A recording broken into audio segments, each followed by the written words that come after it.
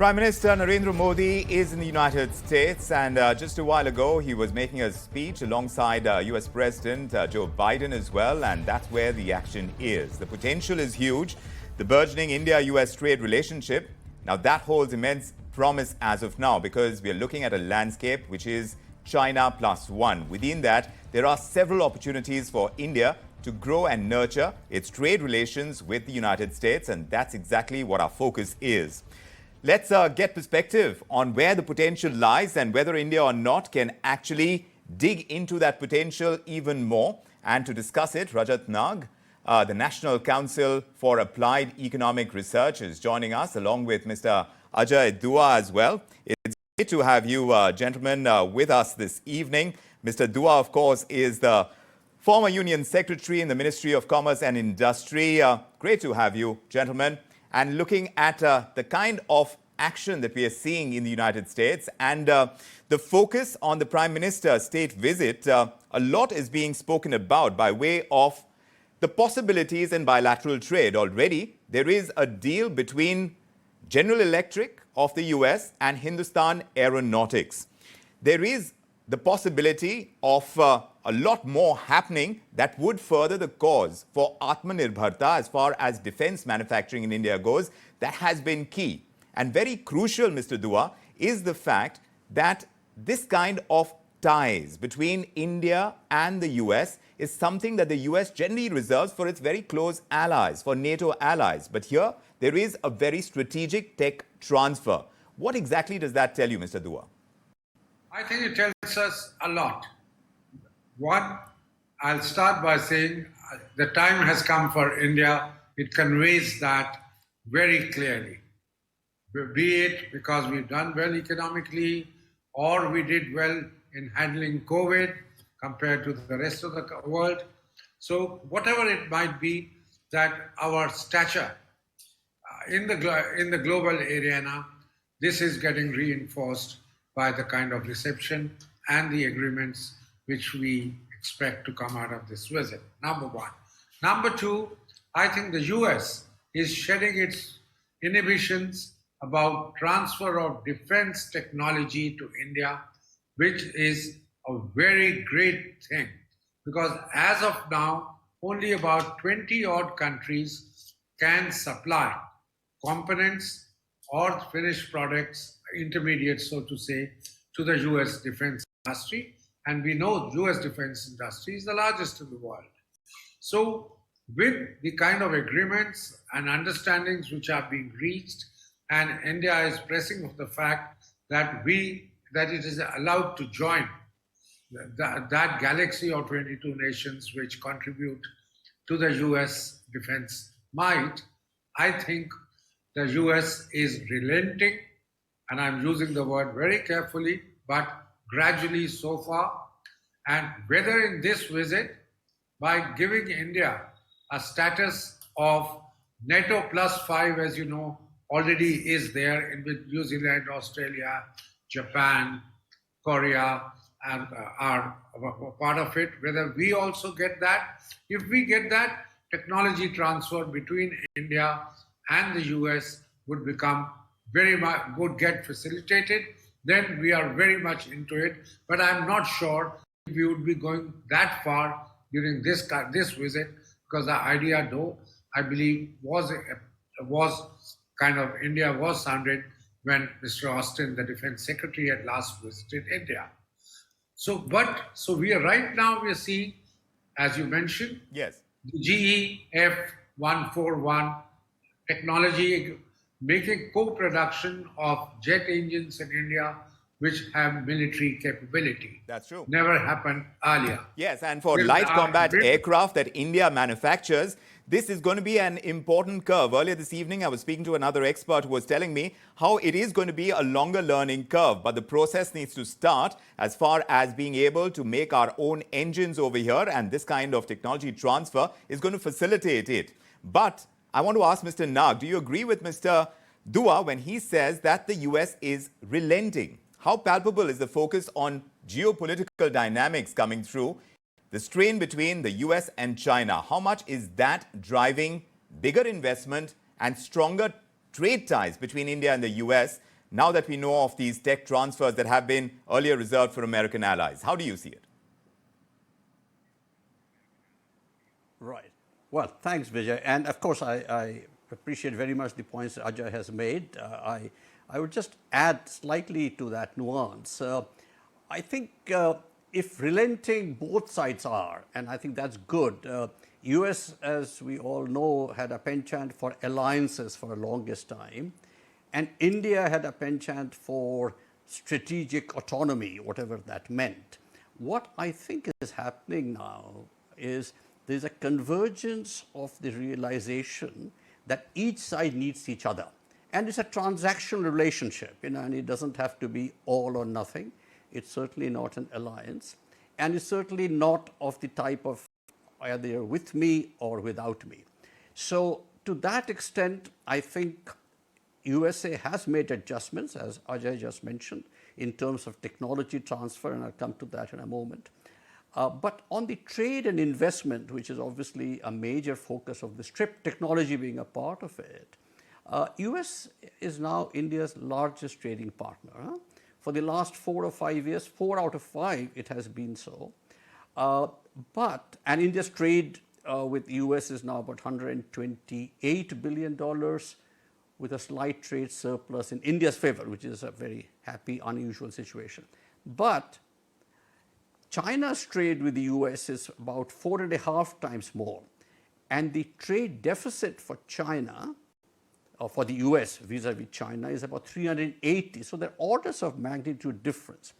And this is where I think the point that you made, Vijay, comes in, which is, Vikram, sorry, which is that India-US relationship is obviously influenced very much by the US-China relationship, or lack of it. And India is a very strategically important country, but not as sort of, either or, as I said. India very strongly believes in a multipolar world, of which India is going to be a pole. Correct. And it reflects in a growing stature of India. Yes. And I would just add one slight point, if I may. Yes. Which is, I think the potential is huge, as you rightly said at the beginning. But it is only potential because, we have some major constraints that we have to recognize. Yes. Skills being one of them, infrastructure being another. On infrastructure, we are making progress. On skills, we are not. So my biggest concern about India stepping up to the plate really is whether we'll have the skilled people that we will need. Fair enough. Let me stop there. So that's an important point that you make. Right now, we're talking about bilateral trade between the two countries.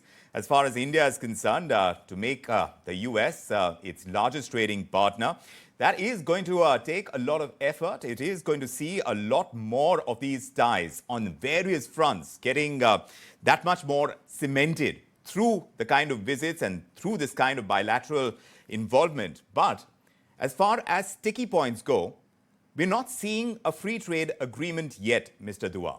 What holds us back between India and US? There are concerns. There are on a visa issue, for example. That's one. There are strictures on Indian aluminium and steel that came about in the Trump regime. Walk us through the pain points as you perceive them and how you think they could be negotiated. Vikram, I don't think either side has tried it hard enough to enter into a trade agreement. I think we've been concentrating on the individual nations on a bilateral basis, but which are much smaller in size. As of now, we are talking to, individually, we're talking to the UK and we are talking to Canada, which are, reasonably in terms of their trade volumes, etc., size of the economies. But with the US, we have talked, initiated it, but not pursued it. And as you referred to, what happened during the Trump regime, that did put back a lot of things between India and the US. One, on the levy of duties on steel and other metals, aluminium in particular. Second, the US took away from us the status which was and GSP, which had been granted for a long time to LDCs, and India was considered one. US said, you have crossed $2,000 the per capita mark, you are no longer an LDC, so you're not going to get any more preference from us. Third, the US and India got involved with a whole lot of subsidy issues, and the US, we had to appeal to the WTO to come to our relief, and the US valiantly, I would say, opposed us there. So I think some of these things have come in the way of India-US trade building up and being formalized by way of a CEPA or a trade FTA, a trade agreement. Hopefully, some of these things are now going to get settled. I understand one of the issues discussed between the Commerce Secretary of the US and our minister was that how many of those issues pending before the WTO. I think there are 7 matters, bilateral matters, which we have appealed or gone to the WTO, whether how many can be settled outside. Correct, right. Having said that, I think that trade would increase now that we are talking of investment, Yes. certain decisions. For instance, we've agreed to buy from the US drones. Correct. These could be costing well anywhere between $3 to $5 billion. Yes. We've agreed to have Micron come and set up a testing and a packaging unit in India, something like, what the Apple, when it moved from China plus strategy, Yes. it chose India. In the case of Micron, it's a little worse. They've been asked to leave China. So I think they had to choose some country. Correct. And they've come to us. I do expect trade to build up now in green hydrogen, carbon capture, covering all the greening activities, Yes. and battery and energy, particularly for storage. Exactly. In all 3 of them, we need technology as well as we need We are investment. talking about semiconductor, and that is an important space in terms of energy. Renewables is something that the 2 countries can work on together. Where are the majority of the possibilities, according to you, Mr. Nag?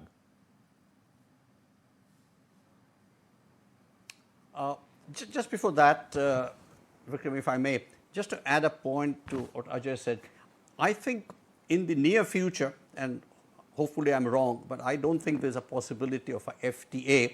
What I think the countries are doing is just trying to secure greater access to markets and ease of doing business, which I think is a realistic way to do it. And that's what the Indian government has said as well. Asked me, our biggest strength, I think our biggest strength really is our technological knowledge base in the software. That is what we have to capitalize. However, we also need the manufacturing really for the employment creation, and that is always the dilemma. I think we as a country will be better off capitalizing on our services and on the know-how of the people, the software developments, etc. And that is where I think we can have a significant comparative advantage vis-a-vis some of the other countries, because mind you, the supply chain that we always talk about is quite frankly not moving from China to India. It is really moving from China to Vietnam to Thailand to Indonesia. But that is if we compete strictly on the manufacturing basis.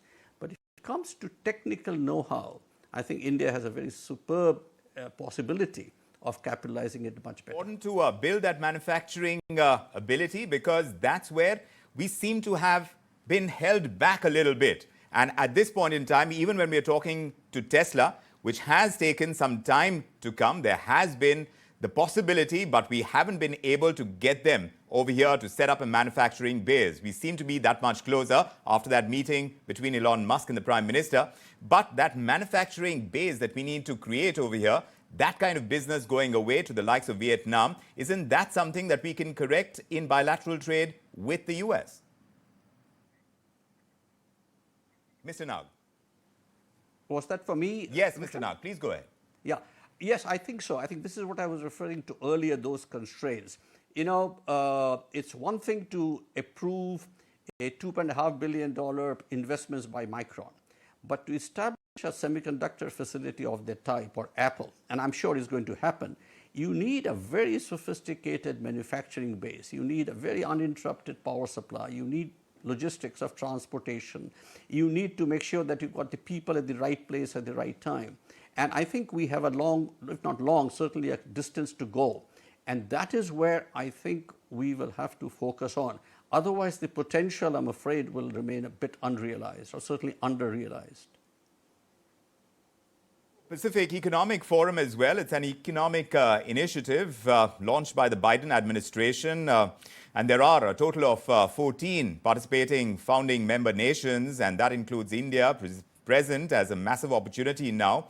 There is the possibility to grow from agreements like this. Do you think India is well placed and is for being part of such initiatives that the US would launch? Mr. Dua? I think you're referring to what's called India Partnership, that IPEF. The IPEF, in which we have four kind of pillars, particularly it came out of Quad. Yes. We have so far agreed only to one and not to the other three, and the one which we have agreed to is developing alternate supply chains. In that one, I do expect that India would look at seriously the other benefits as well, because in economic, we are no longer a member. We are not a member of RCEP, the Regional Cooperation for East Asia, or these countries here. We are not a member of the Transatlantic Agreement, which, in any case, Mr. Trump had bought that. So I like to see that without worrying too much. See, our phobia has been China, that if we enter into any of these regional agreements of which China is a part, then China will dump the Indian markets. I think now that there is a inbuilt, or I shouldn't say the word inbuilt, but a lot has happened since we turned down joining the RCEP. Everybody is wary of China. I think we should move along and join the other pillars also of IPEF. The economic partnerships will result in subsequent more strategic relationships, be it in defense or be it in technology area. And to start with, our getting into, so even though it's going to be, we're going to be paying up 11,000 crores or $1.4 billion as 50% of the investment in Micron. That's our PLI scheme. And because Micron is the prime mover, first company to come here, so I think that's the price if you want the semiconductor industry to start taking roots in India.